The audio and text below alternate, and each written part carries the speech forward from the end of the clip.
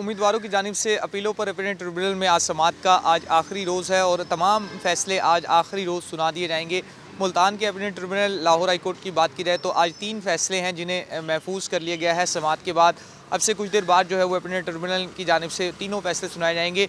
मजमूई तौर पर अगर बात की जाए तो 219 के करीब अपीलें जो हैं मुल्तान के अपीलेट ट्रिब्यूनल में दायर की गई थी, जिनके ऊपर समाअत का सिलसिला जारी रहा और अपीलेट ट्रिब्यूनल मुल्तान इलेक्शन की जानिब से बड़े फैसले भी सुनाए गए, जिनमें साबिक वफाकी वज़ीर ज़रताज गुल को डीजी खान से इलेक्शन लड़ने की इजाज़त दी गई।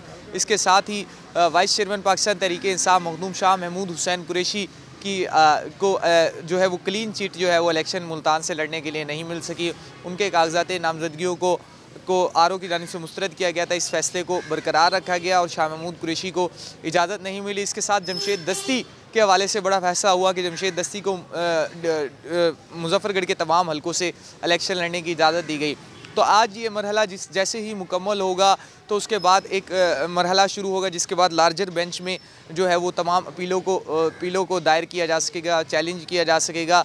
इस हवाले से वाइस चेयरमैन पाकिस्तान तहरीक-ए-इंसाफ मखदूम शाह महमूद हुसैन कुरैशी, जिनको अपीलेट ट्रिब्यूनल से रिलीफ नहीं मिल सका, उनकी जानिब से जो है वो लार्जर बेंच में जाने का फैसला किया गया है। इस हवाले से कुरैशी ख़ानदान की जानिब से उनके जो वकला की टीम है उसे हिदायत की गई है कि लार्जर बेंच में अपील दायर करने के हवाले से तमाम तैयारियाँ मुकम्मल की जाएँ और आज आखिरी रोज़ है अपीलेट ट्रिब्यूनल का। कल जो है वो लार्जर बेंच में जो है वो अपील दायर की जाएगी।